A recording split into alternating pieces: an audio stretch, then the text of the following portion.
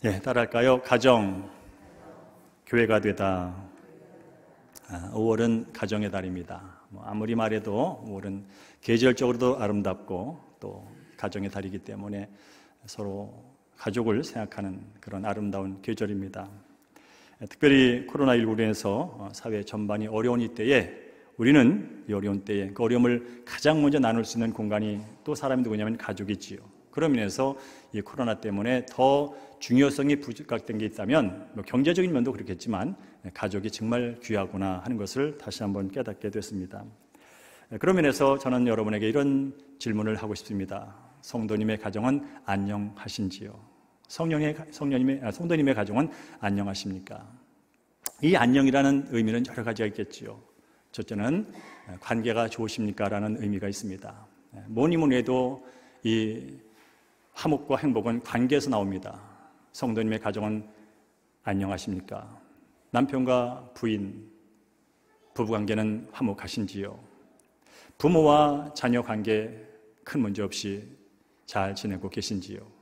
형제와 형제 서로 이해하면서 서로 배려하면서 잘 살고 계신지요? 라는 그런 질문입니다.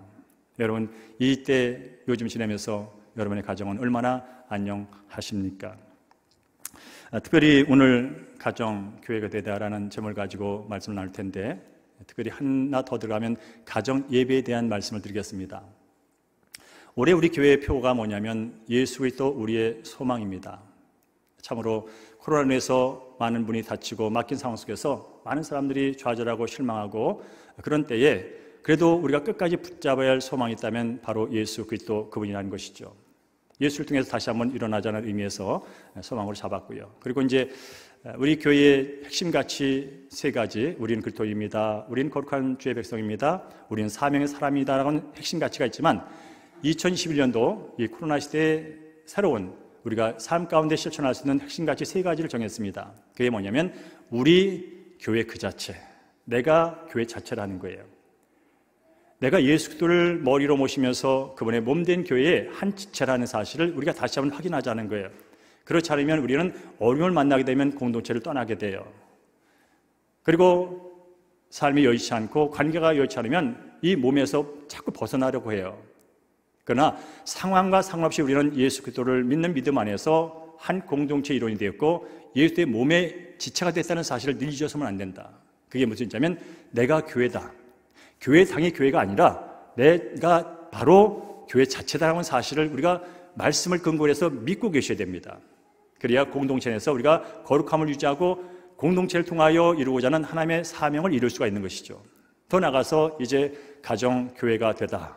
그동안 코로나 이전에는 우리가 어떤 신앙생활을 했냐면 가정에서는 가정대로, 교회에서는 교회대로, 직장에서는 직장대로 다 떨어져서 그냥 그 자리에서 그 삶을 살았단 말이죠.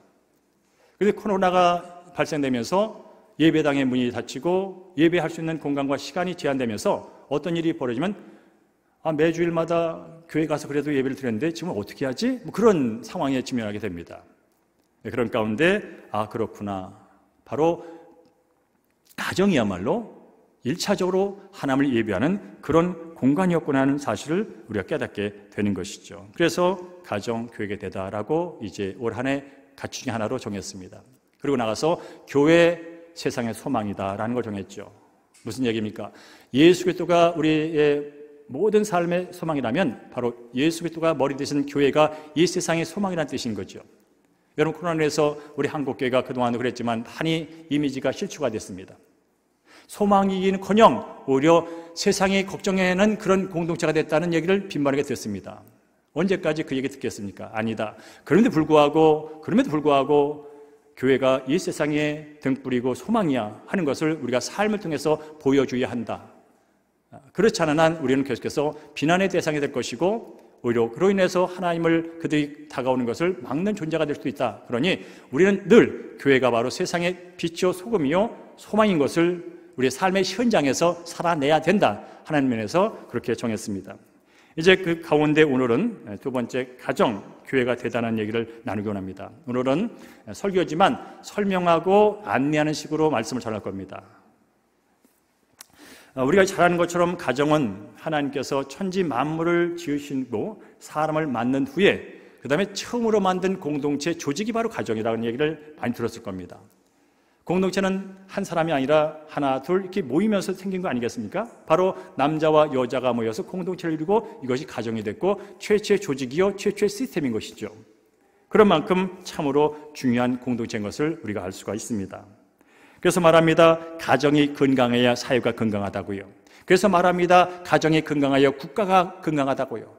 가정이 건강해야 국가의 미래가 있다고요. 그런 만큼 이 가정의 중요성은 아무리 강조해도 지나침이 없다는 말이죠. 그러면 이 가정이 건강하려면, 이 가정이 안녕하려면 어떻게 할까? 많은 가정 전문가들이 이렇게 해야 됩니다고 많이 얘기를 하지만 우리는 예수 믿고 구원받은 이 공동체 안에서 이렇게 볼 수 있는 것이죠. 건강한 가정이 되려면 그 가정 안에 진짜 주인이 계셔야 되는 거예요. 왜냐하면 가정을 만드신 분이 그 가정의 주인으로 계셔야 그 가정이 일단 건강할 수 있는 터전이 되는 거죠. 교회의 머리가 예수 그리스도시지 바로 가정의 머리도 예수 그리스도라고 하는 사실을 우리는 믿으셔야 돼요. 즉 아버지가 믿는 예수님, 어머니가 믿는 예수님, 자녀가 믿는 예수님 한 분이거든요. 그리고 그 예수님을 아버지도 주인이라고 말하고 엄마도 주인이라고 말하고 자녀들도 주인이라고 말한다면 그 가정의 주인이 누구예요? 예수 한 분이죠. 그러니까 바로 이 가정이 하나 되어서 화목되어 건강하게 가려면 먼저 이 예수님이 그 가정의 주인 되심이 전적으로 온전히 선포되고 그것이 의식되고 그것이 믿어지고 그대로 나가야 되는 것이죠. 여러분의 가정의 주인이 누구십니까? 우리 가정의 주인이 누구라고 여기며 지금까지 살아오셨습니까? 혹시 아버지는 이 가정의 주인은 나라고 여기며 살지는 않으셨습니까? 아니 어머니, 아유 저 남편은 하는 것도 없고 능력도 없고 그러니까 오늘부터 내가 이 가정의 주인이야 하면서 아내 노릇 엄마 노릇 하고 있진 않았습니까? 이제 다시 한번 생각해 보는 거예요. 진짜 우리 가정의 주인은 예수 그리스도인가? 예수 그리스도가 주인이 아니라면 그 가정은 언제든지 화목이 깨져요. 왜냐하면 오늘은 아버지가 주인, 그 주인 못마땅해서 엄마가 다시 주인 노릇하겠다고 튀어나오고, 아니 엄마 아버지 한 게 뭐 있어 하면서 아들 딸이 또 주인 노릇하겠다고 자기 주장을 해버리면 벌써 이 주인이 3명이요. 주인이 셋이라는 건 뭐요? 언제든지 갈등이요, 언제든지 싸움이요, 언제든지 그렇다는 뜻인 거예요. 그래서 화목하기를 원하십니까? 그러면 그 가정의 주인을 먼저 확인하십시오. 아버지도 예수가 주인, 엄마도 예수가 주인, 자녀도 예수가 주인, 이곳 안에서 우리가 살아가게 되면 그 가정은 이제 화목과 건강을 유지할 수가 있습니다. 내 마음에 안 들어도 주인을 생각해야 되는 거죠. 예수님이라면 지금 내가 남편인데 아내에게 어떻게 돼야 할까? 예수님이라면 지금 주인이신 예수님이 지금 이 상황에서 우리 가정을 보신다면 어떻게 할 것인가? 라고 하는 생각을 주인 중심으로 하게 될 때 우리는 말씀에 순종하여 말을 하게 되고 행동을 하게 되고 상대방을 대하게 되는 것이죠. 그럴 때 갈등의 고리는 고개를 숙이고 거기에 화목이 일어나게 되는 것이죠. 그런 면에서 여러분, 이 가정에서 예수의 주되심을 인정하는 게 가장 중요합니다. 그렇다면 우리 가정의 주인은 예수님이야 라는 것이 아버지도 믿고 엄마도 믿고 자녀도 믿고 있다면 그 가정에 어떤 일이 벌어질까요? 예수를 경배하겠죠. 하나님을 예배하겠죠. 아버지도 하나님을 예배하는 자, 어머니도 하나님을 예배하는 자, 자녀도 하나님을 예배하는 자라면 그들이 함께 모이게 되면 어떤 일이 벌어집니까? 가족 예배가 되는 거지요. 하나님께서 이 땅을 창조하시고 사람 한 사람을 그분의 형상에 따라 지으신 목적이 있다면 그 모든 지음받은 피조물이 하나님을 향하여 찬양하며 함께 영광 돌리는 것이라면 오늘 이 교회가 하나님께 영광 돌리려 모인 이 모임이듯이 하나님을 아버지로 모시고 예수를 주로 모시는 아버지와 어머니와 자녀가 있는 가정 안에서 1차적으로 이루어질 일이 뭘까요? 예배지요. 가정이 회의를 해가지고 이웃 사람을 돕는 일도 중요하지만 1차적으로 내가 여기 존재하는 이 가족의 구성으로서 존재하는 이유가, 가장 근본적인 이유가 하나님을 예배하는 것이라면 예배가 그 가정에 있는 것이 당연한 것이죠. 그런데 그 예배가 당연함에도 불구하고 우리의 삶 가운데서 우리 가정에서 멀어져 있다는 것이죠. 오늘 그 얘기하기를 원합니다. 종교개혁자 루터는 이렇게 말했습니다. 우리 함께 있는 거, 화면에 있는 거 함께 읽습니다. 시작. 가정은 그리스도인의 인격을 훈련시키기 위하여 하나님께서 규정해 놓으신 것이다. 가정과 신앙은 같은 말이다. 왜냐하면 가정은 신앙의 터전이고 신앙은 가정의 신성한 요소이기 때문이다. 신앙이 없는 가정은 지붕이 없는 집과 마찬가지다 라고 말해요. 루터 유명한 분이죠. 종교개혁자. 그가 말합니다. 가정은 그리스도인의 인격을 훈련시키기 위해 하나님께서 규정해 놓은 장소야 라고 말하는 거죠. 사람은 태어나면서 격이 있는데 인격이라고 말하죠. 사람이 격이 있죠. 근데 이 격이라는 것이 그냥 태어나면서도 딱 완벽하게 죽을 때까지 똑같이 있는 게 아닙니다. 이 격이 변하고 성장하고 성숙합니다. 근데 그게 어디서 1차적으로 일어나냐면 바로 가정에서 일어난다는 거예요. 아이가 응이하고 태어난 순간부터 가장 먼저 누구의 영향을 받냐면 어머니의 영향을 받습니다. 아버지의 영향을 받습니다. 그래서 아버지 하는 말투, 엄마 하는 말투, 아버지 생각하는 그 생각, 엄마 하는 그 생각, 아버지 갖고 있는 태도, 아버지 갖고 있는 가치, 그것을 자녀들은 그냥 습득을 해버립니다. 그냥 습득을 하는 거예요. 가르치지 않아도 엄마, 아버지가 하는 그 모습과 모든 삶을 그냥 그들은 받아들입니다. 그래서 그들의 삶을 살아가게 되는 거죠. 그렇다면 다시 말한다면 엄마로서 아빠로서 함부로 살면 안 되겠구나, 내 마음대로 살면 안 되겠구나, 그 모든 것이 고스란히 내 자녀에게 흘러가서 그의 인격을 형성한다면 이거 보통 일이 아니구나 라는 생각을 하게 되는 거지요. 그런 만큼 가정이 중요하고 또 그 가정이 예수를 믿는 가정이라면 바로 우리 엄마 아버지 예수님 잘 믿어야 되겠구나 그러는 거예요. 무슨 얘기입니까?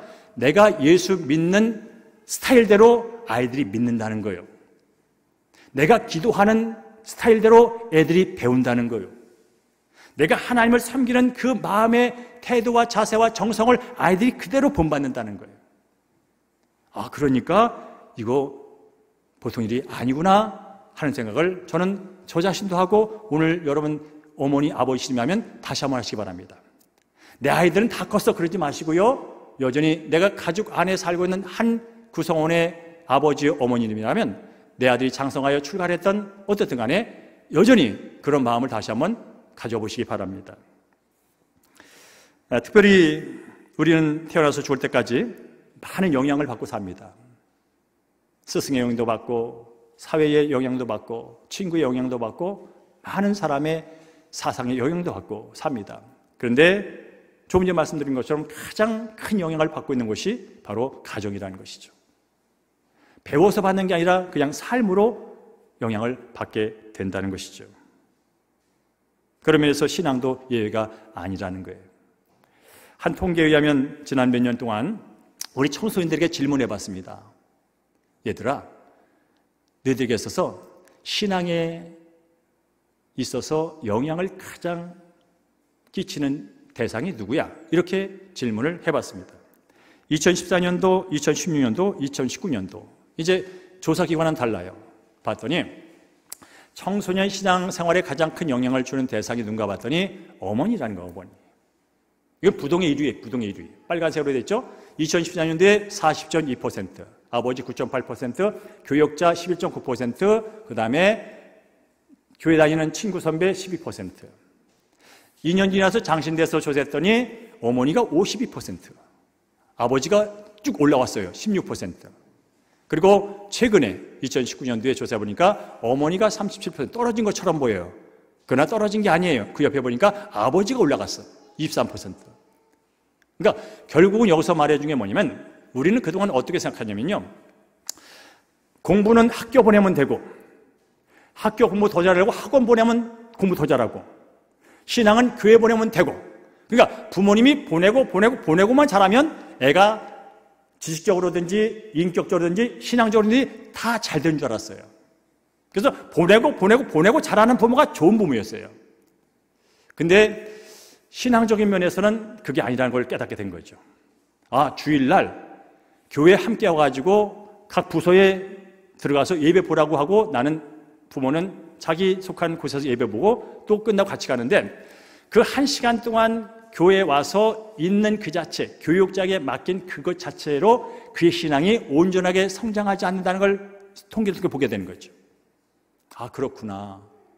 내 자녀의 신앙은 교회에서 1시간 보내는 교육자의 영향력보다, 함께하는 친구나 선배보다 나 자체구나, 엄마 자체구나, 아버지 자체구나 하는 것을 다시 통계를 통해서 본 거예요. 아, 그래서 여러분, 빨간색에 표시된 어머니들, 그게 뭔가 가정에서 자녀에게 신앙 아니라 다른 것에 큰 영향을 미치는 존재라는 사실이죠. 공부 열심히 하는 것, 그가 건강한 것, 앞으로 사는 데서 어머니 역할이 큰 거 맞습니다. 동시에 신앙적인 면에서도 어머니 역할이 크다는 거예요. 그러니까 지금 어머니들은 잘 들으셔야 되는 거예요. 걔가 물론 공부를 잘했고 좋은 대학 갔고 좋은 직장 갔고 큰 집 사가지고 잘 먹고 잘 살아 죽는 거 어머니 도와줄 일이에요. 열심히 어머니서 해야 할 일이에요. 그러니까 중요한 것은 그가 이 땅에 공부 잘하고 좋은 대학 가고 좋은 직장 가고 좋은 집에 살다가 사는 그 모든 그 인생의 가치와 인생의 만족도, 그 삶의 질에 대한 부분도 생각을 하셔야 돼요. 공부를 잘하고 좋은 대학 갔다고 좋은 직장 갔다고 삶의 질이 높아지는 게 아니에요. 삶의 질은 또 다른 부분이에요. 이 삶의 질을 어떻게 우리가 관심 갖고 자녀들에게 우리가 도와줄 수 있을까요? 그 삶의 질을 높이는 데서 여러 가지가 있겠지만 성경 말합니다. 여호와를 경외하는 것이 지혜의 근본이라고, 여호와를 경외하는 삶의 기본이라고, 여호와를 아는 것이 삶의 질을 결정한다고. 근데 여호와를 아는 것은 이 땅에서 삶을 결정할 뿐 아니라 영원한 삶을 결정한다고. 이 땅은 80이요 90이요 의술이 발달해서 100년 120년 말하지만 그 영생의 시간은 보이지도 않는 시간이라고. 즉 학교에 보내고 학원에 보내고 보내고 해서 그가 외형적으로는 어떤 외형적인 질적인 면에서는 그가 사는데 큰 도움을 줄 수 있는 거 맞아요. 그렇게 하셔야 돼요. 해야 돼요. 자녀도 열심히 하고. 그러나 여러분 아시잖아요. 왜 돈 많은 사람이 옥상에 떨어져 죽습니까? 왜 인기가 많은 그 사람이 갑자기 우울에 빠져서 그렇게 살아갑니까? 외형적인 것은 가졌지만 이 속의 질이 준비가 안 된 거예요. 그렇다면 우리는 그 속의 질을 위하여서도 우리 엄마 아버지는 정말 열심을 다하셔야 돼요. 오늘도 제가 뉴스를 보니까 전교 1등 하는 애야. 걔가 컨닝을 했어요. 1등이라고 봐줬대. 자, 1등 누구나 원하는 거죠. 누가 바라는 거죠. 근데 걔가 그걸 지키기 위하여, 그 1등을 지키기 위하여 스트레스 받아가지고 컨닝까지 하게 돼. 1등 못할까 봐. 1등 못하면 우리 엄마 아빠 실망할까 봐. 엄마가 더 하라고 그랬잖아. 2시간 더 하라고 그랬잖아. 나만 할 때 주일도 가서 공부하라고 그랬잖아. 그거 안 하니까 2등 하잖아. 그 얘기 들을까 봐.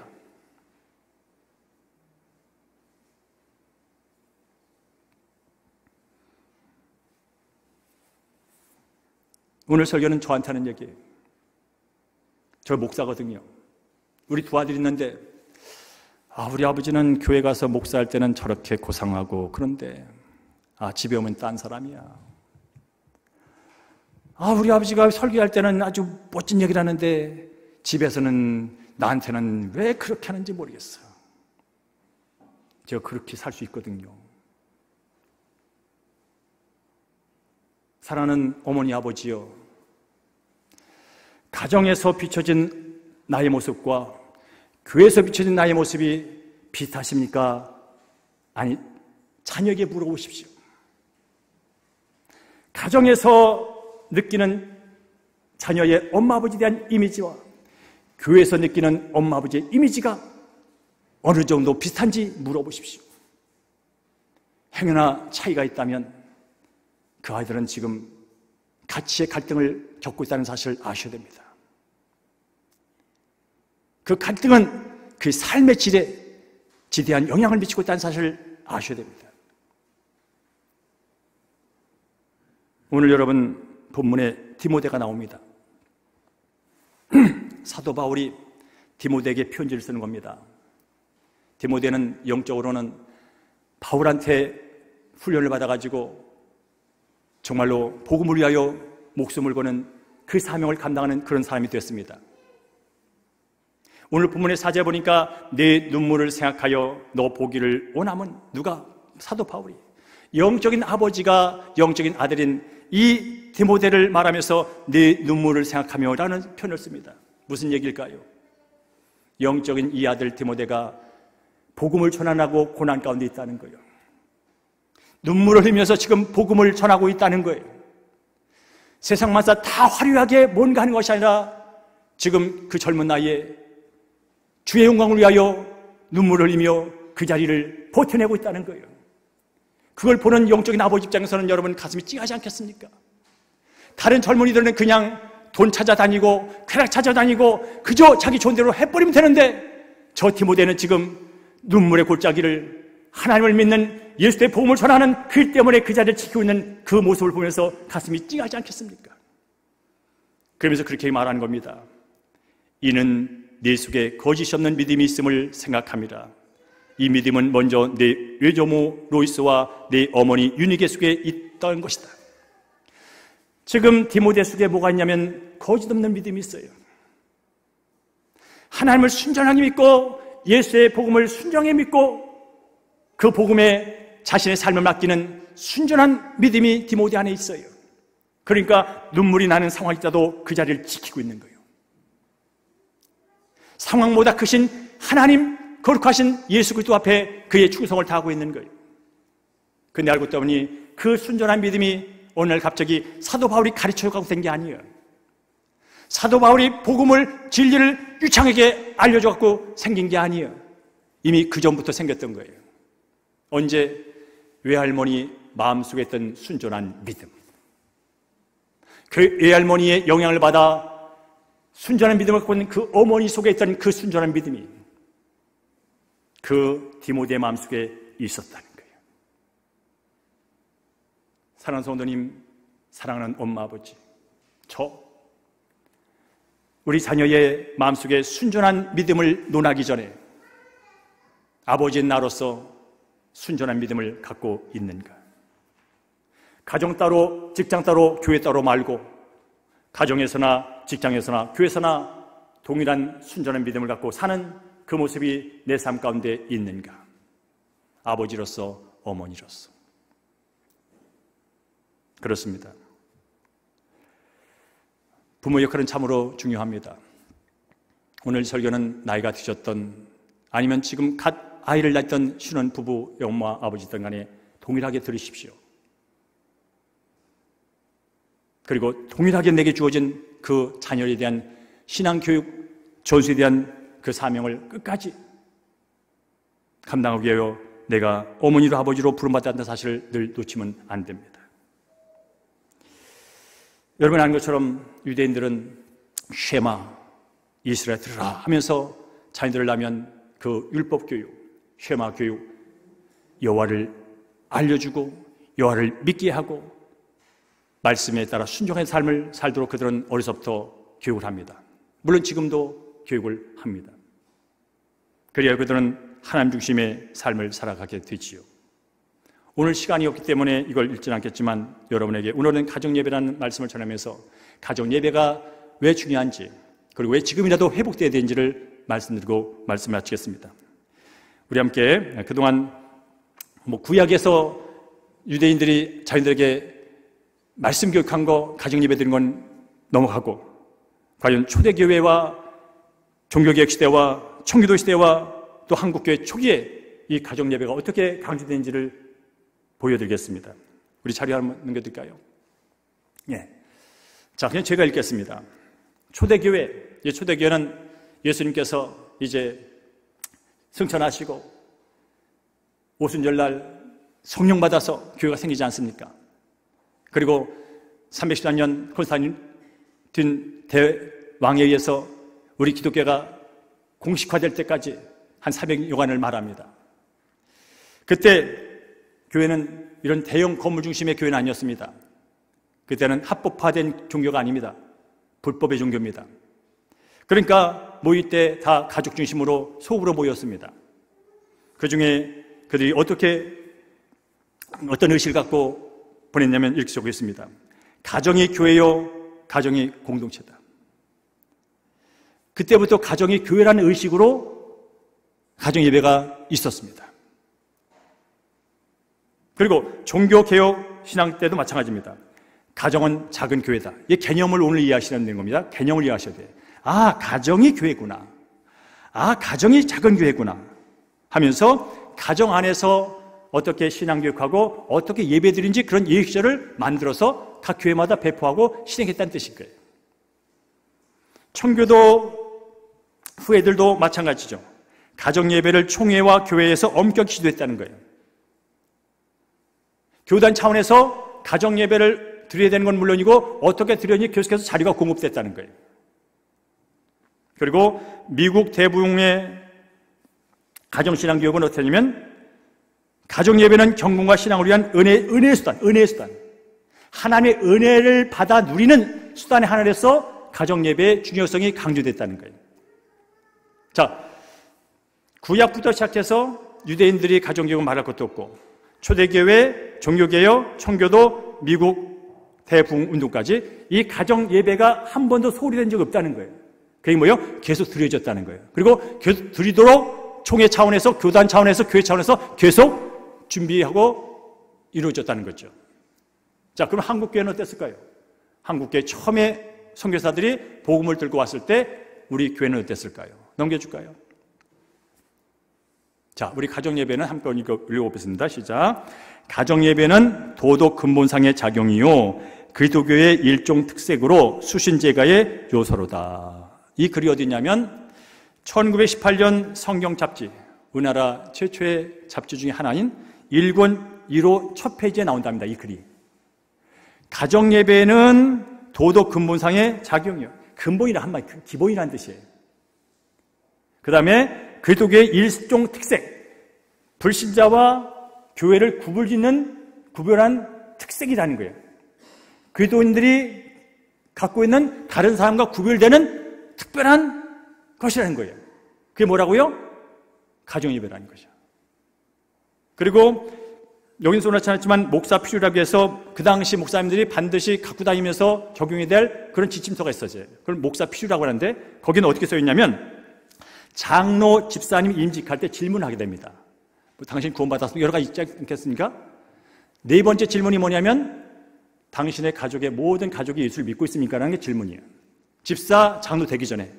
다섯 번째 질문은 뭐냐면 가정 예배를 드리고 있는지. 여기가 다섯 번째 질문이라는 거죠. 자, 그 얘기 뭡니까?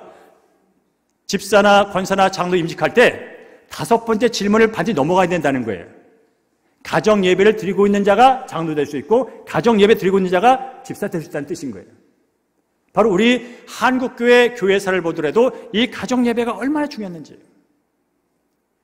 그런데 이런 것들이 이제 시대가 지나면서부터 하나하나 쇠퇴하기 시작했고 이제 가정에서 예배드리는 것을 보기가 어려운 상황이 됐다는 거죠. 그런 이 상황 속에서 코로나를 맞이하게 됐고 이제 예배당에 함께 나와서 자유롭게 예배하지 못하는 환경 속에서 그나마 주일날 11시부터 12시까지 9시부터 10시까지 교회에 맡겨놓고 교사한테 맡겨놓고 전도사한테 맡겨놨으면 그게 다 된 줄 알았는데 그걸 맡기는 보내는 걸 못해 이제 엄마 아버지가. 그래서 방치되게 되는 상황 가운데 우리 자녀들이 몰리게 됐다는 것이죠. 그러면 이대로 말 것인가? 아니라는 것이죠. 진짜 아름다운 전통, 그 가정의 교인, 그것을 다시 회복하고 그것을 새롭게 발전시키는 것이 어쩌면 이 위기 때에 우리가 다시 누릴 수 있는 하나님의 선물일 수 있다는 거죠. 그래서 교회 차원에서 다시 가정 예배에 대한 그런 이슈가 대두가 됐고 지금 본격적으로 제시가 되고 있는 거죠. 자, 그러면 그동안 왜 우리는 가정 예배가 이렇게 중요한 줄 알고 전통에도 불구하고 왜 등한시했을까? 이유는 몇 가지가 있을 수 있겠죠. 첫째는 가정 예배의 중요성이 시대가 지나면서 부각되지 않았어요. 저도 솔직히 말씀드리는 거예요. 제가 여러분 이곳에 온 지 몇 년 지났지 않습니까? 가정 예배에 대해서 제가 강조를 했다든지 가정 예배를 드리도록 제가 준비해 여러분에게 자료를 준 적이 없어요. 그리고 두 번째로 어떤 일이 벌어지냐면 가정 예배를 드리세요라고 이렇게 제안을 하더라도 난 성경을 모르는데요. 내가 어떻게 그 인도를 해요? 그런 의식이 우리 안에, 엄마 아버지 안에 있다는 거죠. 그 다음에 현대인에게서 진짜 하고 싶은 얘기, 바빠서요. 엄마도 바쁘고 아빠도 바쁘고 애들 바쁘고 만날 시간이 없어요. 그래서 자연스럽게 이 좋은 선물이 자연스럽게 우리의 삶에서 멀어지게 됐다는 거죠. 그러면 이런 이유 때문에 이 귀한 것을 그대로 버리고 갈 것이냐? 저는 지금이라도 아니라고 생각합니다. 지금이라도 이 전통을 다시 끄집어내서 회복해서 우리 삶 가운데 적용해야 되고 생각합니다. 왜냐하면 우리 자녀들이 가장 영향을 받는 사람이 교회가 아니라, 전도사가 아니라 바로 엄마 아버지라면, 날마다 같이 먹고 같이 자고 같이 말하는 그분들의 신앙이 바로 자녀에게 전수된다면, 디모데 외할머니 속에 있던 순전한 믿음이 그 어머니에게 있던 순전한 믿음이 그 디모데에게 그냥 전수되어서 그가 그 믿음을 가지고 바울을 만나게 되고 바울의 복음을 듣고 힘을 얻어 고난 가운데서도 눈물 가운데서 그 삶을 살아가는 것이 바울을 만나서가 아니라 이미 어려서부터 할머니와 어머니부터 듣고 배운 본 그것이 토전이 되어 기반이 되어 그 삶을 살고 있다면 우리는 그 일을 해야 되지 않겠습니까? 외적인 자녀의 부흥과 부와 명예와 출세를 위해서도 엄마 아버지의 역할을 최선을 다해야 되지만 그 부와 출세가 어쩌면 재앙이 되어서 삶의 질이 낮아서 행복의 질이 낮아서 인생의 가치가 뭔지를 몰라서 돈만 있으면 다 할 줄 아는데 그게 아니구나를 깨달아서 스스로 세상을 등지는 그런 일도 있을 수 있다는 것을 여러분은 신문지를 통해 보지 않습니까? 이 삶의 질을 높일 게 뭡니까? 바로 하나님을 알려주는 거죠. 예수의 복음 안에서 새 삶을 살게 도와주는 거죠. 근데 누가 한다고요? 엄마 아버지가 해야 된다는 거예요. 그건 제 얘기가 아니라 우리 사랑하는 아들, 딸들이 하는 얘기란 말이죠. 그래서 여러분 오늘 시간이 없기 때문에 가정 예배 드리는 거 간단히 교회에서 이루는 것만 소개하고 마치겠습니다. 지금 지난 3월부터 영상을 통해서 여러분에게 매주 월요일마다 가정 예배지가 영상으로 여러분에게 보급되고 있습니다. 월요일날 오후 되면 여러분은 그걸 보게 됩니다. 그래서 난 성경을 몰라, 난 가르칠 수 없어 라고 하는 분들 걱정하지 마십시오. 그냥 써있는 대로만 읽어가십시오. 더 설교하려고 하지 마시고 더 뭔가 말하려고 하지 마시고 있는 대로만 읽어가세요. 그게 아이들이 더 좋아해요. 빨리 끝날 수 있거든요. 그러니까 어쨌든 간에 그 순서를 따라서 해보시면 됩니다. 자, 그 내용은 오늘 가서 보시면 되고요. 그 내용은 어디 나오면 딴 데 있지 않습니다. 여기 매주 그 큐티 주일말마다 주일날 소극으로 큐티 나눔이라는 게 있습니다. 이걸 우리 김용태 목사님이 다시 그 형식에 맞게 이걸 수정한 것 뿐입니다. 그러니까 그거대로 가도 되고 조금 더 풍부한 어떤 정보를 얻기 원하시면 요것만 읽으시면 됩니다. 그래서 그대로 적용하면 되는 거예요. 자, 그러면 어떻게 할 것이냐라는 팁만 드리겠습니다. 넘길까요? 자, 예배 시간 정하기. 여러분 중요합니다. 아버지가 오늘 설교 듣고 나니까 이거 중요해. 그래서 아버지가 결단을 했어요. 다음 주부터는 매일은 아니지만 한 번이라도 예배를 드려야 되겠다. 그래갖고 아이들한테 통보를 하는 거죠. 야, 결정했어 아버지가. 토요일날 3시에 거기서 모이자. 그래갖고 예배 드리는 거야. 이게 얼마 중요한지 알아? 그러지 마세요. 모셔가지고 이런 일이 있는데 이랬으면 좋겠다. 우리 함께 모일 수 있는 시간을 좀 얘기해보자. 다 바쁜 거 안다. 그래도 바쁘지만 우리 가정의 진짜 주인이신 예수님을 섬기는 일은 그것보다 중요하다면 우리 한번 함께 모일 수 있는 시간을 먹어보자 해서 자유롭게 토론하세요. 그러다 보면 최소한 일주일 중에 한 번은 만날 수 있는 시간이 있습니다. 굳이 1시간, 2시간 생각하지 마시고요. 10분이든 20분이든 그 시간 만날 수 있으면 그걸 정하시면 됩니다. 어떻게? 민주적으로. 어떻게? 자유롭게. 자, 그래서 정했어요. 그 다음에 어디서 할까? 물론 가정예배니까 집안에서 해야지. 그럼 우리는 생각할 때 그냥 거실을 보통 생각합니다. 좋습니다. 근데 이 예배를 하시는 분들의 그 얘기를 들어보니까 하나 좋은 아이디어가 있더라고요. 엄마 아버지 방도 있고요, 딸 방이 있고 아들 방이 있고 거실이 있어요. 그러면요, 한 주는 엄마 아버지 방에서 하고요, 한 주는 딸 방에 가서 하고요, 한 주는 아들 방에 가서 해요. 그러면 아들이 그런 생각을 한다는 거죠. 이건 내 삶의 공간이거든요. 내 삶의 공간에 우리 엄마 아버지 형제들이 와서 나를 축복할 뿐아니라 여기서 예배가 드려진다는 데서 새로운 시각을 갖게 된다는 거예요. 그러면서 책임감과 그런 마음을 스스로 갖게 된다는 거예요. 그리고 오늘 인도는 그 방주인들이 하는 거예요. 방주인들이. 그래서 말했죠, 성경 많이 알 필요 없다고. 그냥 읽으면 되는 겁니다. 아이들이 읽을 수 있고 어른들이 읽을 수 있으면 되는 거예요. 그런 식으로 진행을 하면 장소 해결됐고요. 순서, 목사님 또 예배하려면 어떻게 해야 되는지 모르잖아요. 그래서 순서는 교회에서 제공되는 대로 따라 하시면 되는 거예요. 영상 보시다가 누르시고 푸시고 누르시고 푸시고 그렇게 하시면 되는 거예요. 내용은 특별한 게 없어요. 말씀 읽고 말씀 해석한 거 읽고 그 다음에 서로 감사하고 서로의 중보하는 그 내용밖에 없어요. 단순해요. 그렇게 진행하시면 되고요. 예배 담당 제가 말한 대로 돌아가면서 자연스럽게 하면 됩니다. 그러면서 가정 예배를 드릴 때 가장 기억할 게 있어요. 저도 잘 못하는 것 중에 있는데 정말 중요해요. 가정 예배를 드리고 나면 저는 아빠로서 이 귀한 시간에 우리 아들들에게 좋은 얘기를 또 해주고 싶어. 그래서 좋은 얘기 하다가 말다가 어떻게 빠지면 훈시로 빠져버려. 좋은 얘기 하다 보면 내 주장으로 빠져버려.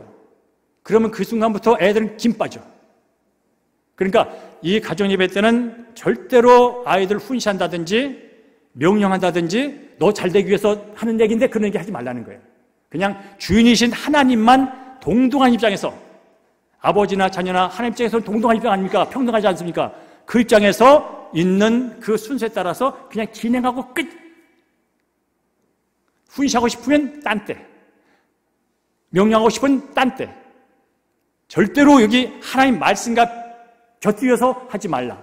이게 주의사항 중에 하나라는 거죠. 되게 깨지는 게 여기서 깨진다는 거예요.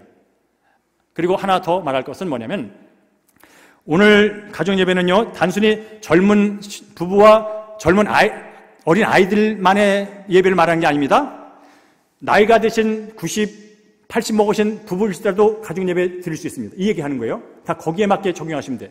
저희 아버지 97세입니다. 저희 어머니 92세입니다. 지금도 두 분이 가정예배 드리십니다. 이게 가정예배입니다, 여러분. 남편과 아내가 드리는 가정예배입니다. 그러니까 오늘 예배는 단순히 30, 40대 어머니가 자녀의 앞날을 위해서 자녀를 들고 그런 얘기 아니에요. 그냥 두 사람만 모이면 어디나 가정예배라는 사실을 말씀드린 거예요. 그렇게 진행을 하시면 된다는 것을 말씀드립니다. 그리고 이제 여러분에게 제안합니다. 다음 주든 다다음 주든 가정예배를 드렸잖아요. 그러면 인증샷을 찍어서 저한테 보내주세요. 목사님, 우리 가정에 가정예배 드렸어요. 우리 30대 된 딸하고 드렸어요. 우리 12살 된 아들하고 드렸어요. 우리 3살 된 손자하고 드렸어요. 우리 노인끼리 드렸어요. 상관없어요. 그냥 두 분이 가족이면 그냥 드리셔서 하나 찍으셔서 보내주시면 됩니다. 그러면 제가 가장 먼저 보내신 두 팀을 선정해서 소정의 선물을 드리겠습니다. 그러니까 여러분께서 가정예배도 드리고 하나님의 은혜도 누리고 그리고 선물이 뭐가 될지는 몰라요. 제 형편이 여의치 않기 때문에 대단한 거 하지는 않을 거예요. 그렇든 간에 서로 축하하는 의미에서 할 거니까 여러분께서 그렇게 진행해 주면 좋겠습니다. 자, 우리 함께 기도하고 마치겠습니다. 하나님 아버지 고맙습니다. 오늘 가정의 달 어린이주를 맞이해서 장시간 동안 이 가정예배에 대한 이야기를 나눴습니다. 우리가 중요한 줄 알고 해야 되는 줄 알지만 여러 가지 형편 때문에 미뤄왔던 것, 하나님 아버지여 올해는 한번 시도하게 도와주시고 또 그 안에 있는 은혜를 맛볼 수 있도록 축복하여 주시옵소서. 예수님의 이름으로 축복하며 기도합니다. 아멘.